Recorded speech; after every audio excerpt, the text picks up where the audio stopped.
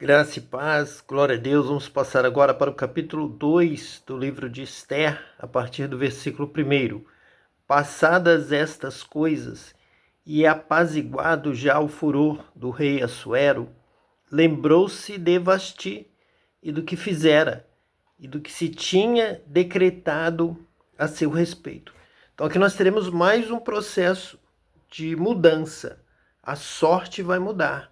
Então vai passar de Vasti, a rainha dos persas, esposa de Assuero, agora já ex-rainha, vai passar este posto, este reinado para a Esther, uma senhora, uma jovem judia, virgem, formosa, que vai então trocar de lugar, vai ocupar esse espaço. O livro de Esther tem essa característica de estar demonstrando como Deus muda situações, muda pessoas, muda governo, muda cargos, muda posições. Ele abate o que se exalta, ele exalta o que se humilha diante da sua presença. Então nós vamos continuar observando isso, e já que o capítulo 2, versículo 1, já nos mostra o homem no seu coração, o rei Assuero. Ele lembra da situação em que ele está. Ele ainda está humilhado, ele está sem esposa. A esposa o desobedeceu. Ele lembra do que Vasti fez, lembra do decreto. Ele está sentindo um vazio existencial e também diante dos príncipes, dos outros nobres, de todas as províncias da qual ele dominava no seu grande império persa. Ele sabia que estavam comentando a respeito da perda do rei. O rei perdeu a sua esposa. E ele então se lembrou disso para solucionar essa lacuna.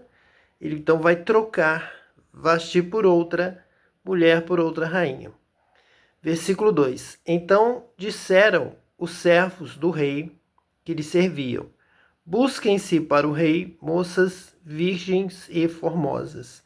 Então, o primeiro ponto que temos aqui a destacar é que o rei estava rodeado de conselheiros, pessoas que lhe auxiliavam a pensar, a decidir, tomavam até decisões em nome do rei, agiam já, porque tinham do rei essa prerrogativa. O rei esperava essa ação deles. O rei ficava como que sem entender a situação, sem saber o que fazer, sem saber que decisão tomar, e esses servos iam tomando decisões, iam fazendo coisas. E nós vamos ver aqui a mão de Deus, como que Deus dirigindo o pensamento, o espírito destes homens. Eles são levados por alguma coisa, por algum sentimento, mas Deus está também colocando nestes homens este pensamento, essa intenção, para que seja feita a vontade de Deus e mude a situação. Passe de Vasti para Esther, uma rainha do povo judeu. Versículo 3. E ponha o rei oficiais em todas as províncias do seu reino, que ajuntem a todas as moças virgens e formosas na fortaleza de Suzã, na casa das mulheres, aos cuidados de Regai, camareiro do rei, guarda das mulheres, e dêem-se-lhes os seus enfeites. E a moça que parecer bem aos olhos do rei, reine em lugar de Vasti. E isto pareceu bem aos olhos do rei, e ele assim fez. Então seus conselheiros tomaram a decisão, mostraram para o rei todo o processo, todo o procedimento que deveria ser feito. O rei gostou, pareceu bem aos seus olhos, e assim ele fez. Ele assinou lá com a marca do seu anel, deu o seu selo, e assim foram executar isto. Com isso, ele movimenta todas as províncias do seu reino. Então, todos vão participar. Vai haver uma comoção, vai haver um movimento. E ele acha, assim como seus auxiliares, seus servos, aqueles que lhe serviam, ele acha que isso vai trazer o interesse das províncias, das moças, das famílias em seu favor. Vão começar a agir para prover o rei da moça escolhida para reinar. Então isso será bom. ele vai ser valorizado e as províncias terão a oportunidade de entrar na família real, ter alguém lá da província mais distante, ou da Etiópia, ou da Índia, dos extremos do seu império, participando do reino. É claro que isso é como sorte, é como um jogo. Eles estão sempre também motivando sortes, mudanças e jogo, apostas.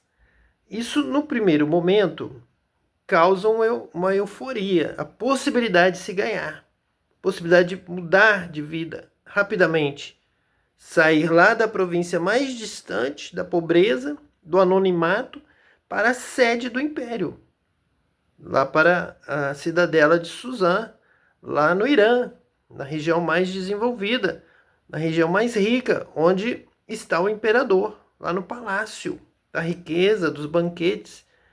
Isso vai causar todo o interesse, vai causar a concupiscência, o desejo de ganhar, a sorte de mudar de vida.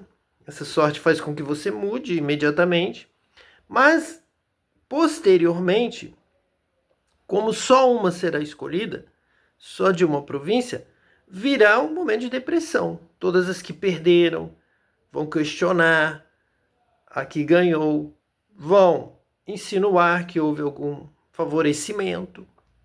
Justamente foi o que aconteceu, porque Esther não revelou que era do povo judeu, de uma província também distante da Pérsia, lá em Israel, lá em Judá, ela é do povo judeu, ela era moradora ali de Suzã, da Pérsia. Então ela foi considerada, achavam que ela era uma cidadã persa. E nós vamos ver que ela foi realmente favorecida no procedimento. Então muitas coisas que o rei, o imperador, acha que vão lhe trazer benefício, na verdade a vaidade traz um benefício temporário, muito curto. Assim que terminar o processo, todas as que perderam terão algo contra o rei. As famílias, os povos que foram derrotados vão achar que houve algum tipo de manipulação ou injustiça. Vamos então agora ao versículo de número 5, que diz assim: havia então um homem judeu na fortaleza de Suzã. Então, um judeu que morava ali naquela fortaleza, sede do imperador, sede da capital do império, cujo nome era Mardoqueu, filho de Jair, filho de Simei, filho de Quis, já citado anteriormente nas escrituras, homem benjamita, que havia sido, está aqui no versículo 6, que fora transportado de Jerusalém com os cativos que foram levados com Jeconias, rei de Judá, o qual transportara Nabucodonosor, rei de Babilônia. Então, no primeiro momento, Israel foi levado cativo pela Babilônia, que dominava, tínhamos o Império Babilônico. Porém, com o passar do tempo, o Império Babilônico caiu nas mãos do Império Persa.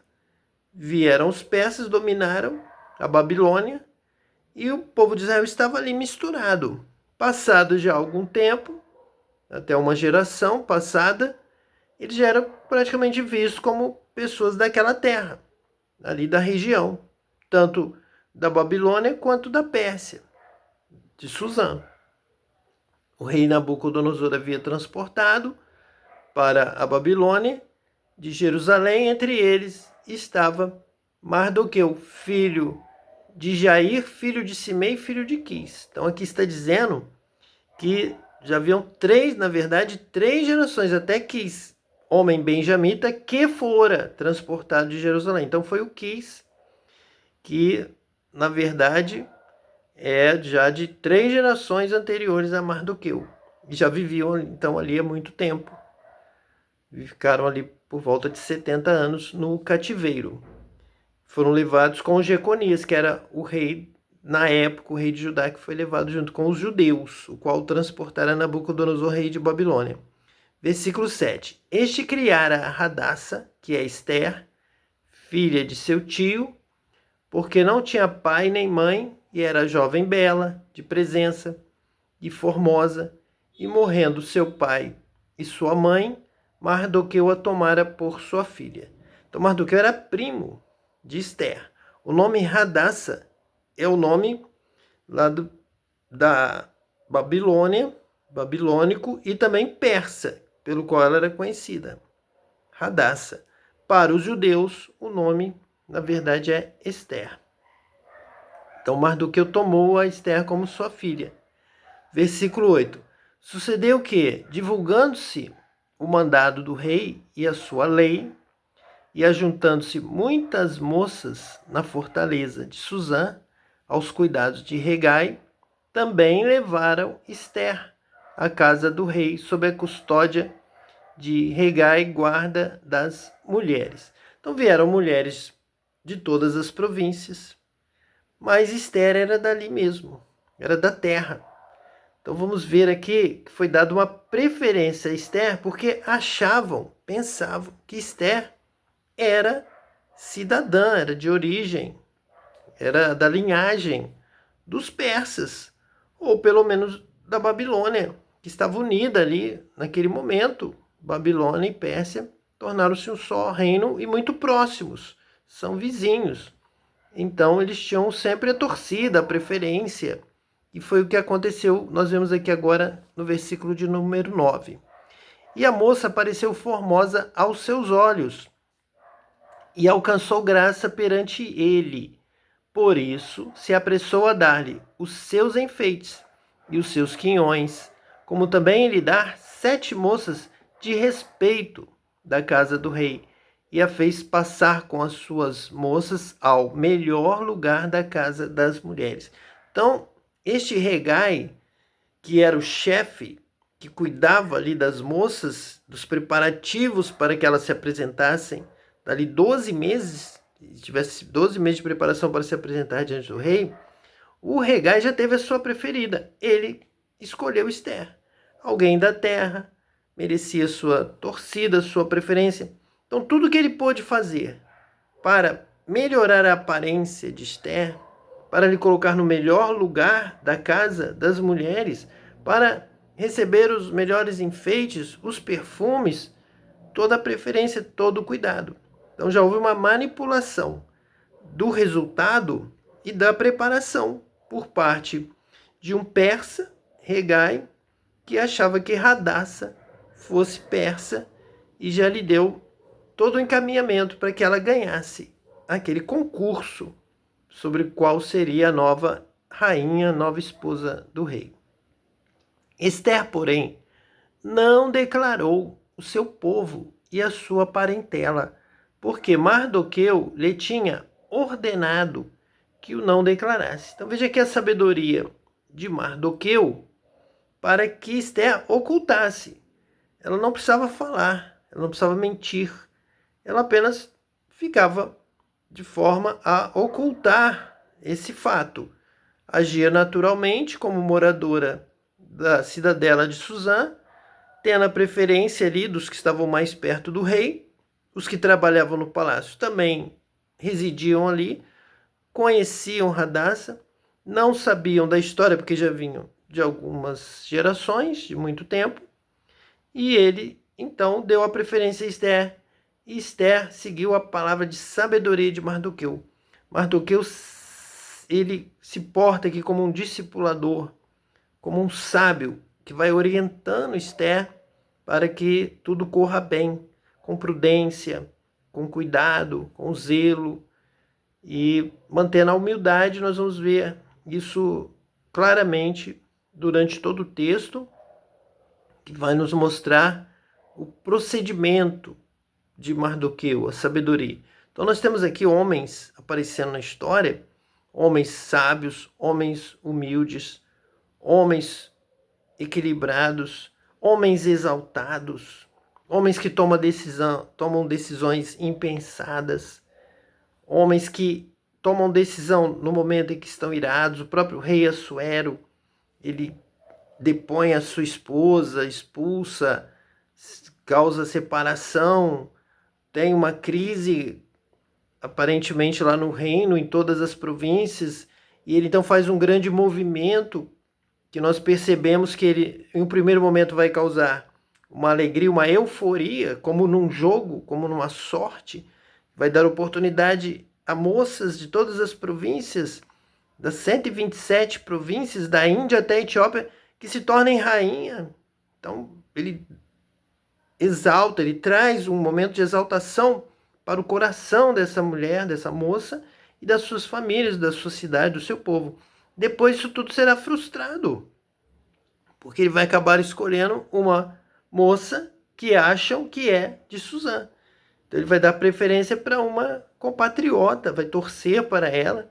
Isso claramente vai fomentar uma futura divisão no reino, uma futura separação no império.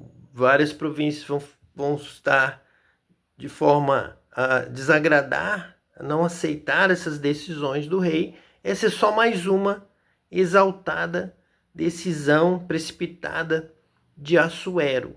Mas Deus está agindo.